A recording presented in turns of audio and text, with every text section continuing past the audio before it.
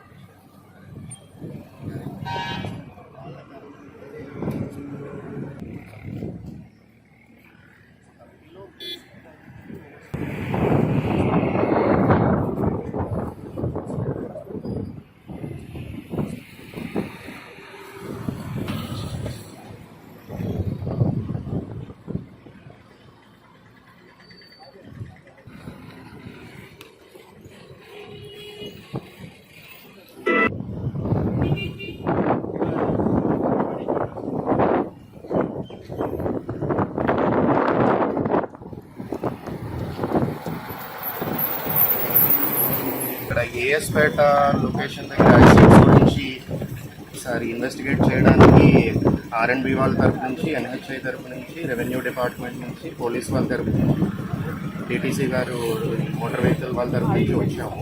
Last 2 accidents జరిగిన తీరు ఒకసారి గమనిస్తే, మొదటి యాక్సిడెంట్లో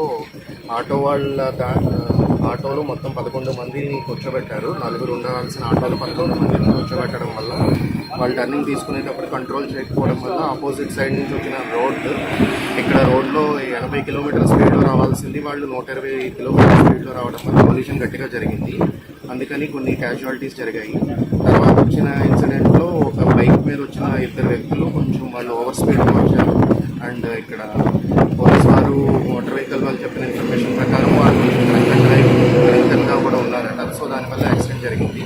సో ఈ జరిగే యాక్సిడెంట్స్ అన్ని అరికట్టడానికి ఒక కమిటీలో ఫార్మేట్ చెక్ చేస్తున్నారు. సో కమిటీ వాళ్ళు అందరూ నిర్ణయించింది ఏంటంటే, ఈ మోటార్ వెహికల్ వాళ్ళు, పోలీస్ వాళ్ళు, ఆటో వాళ్ళకి కొంచెం అవగాహన కల్పించి ఎక్కువ మందిని కూర్చోబెట్టకుండా రూల్స్ ఫాలో అవ్వి స్లో అయ్యి జంక్షన్లో వెళ్ళమని చెప్పి, అదేవిధంగా ఎన్హెచ్ఐ తరపు నుంచి ఇంకా రోడ్డు ఇప్పుడు కండిషన్ అయితే సైన్ బోర్డ్స్ అవి మొత్తం అన్నీ ఎక్కడ అయితే పెట్టాలో అన్నీ పెట్టున్నాము. బట్ స్టిల్ ఇంకా స్పీడ్ తగ్గించడానికి, జనాలకి అవేర్నెస్ కల్పించడానికి లైన్ మార్కింగ్స్ జంక్షన్ అటువైపున ఇటువైపున చేయడానికి ఎన్హెచ్ఐ వాళ్ళు చేస్తారు.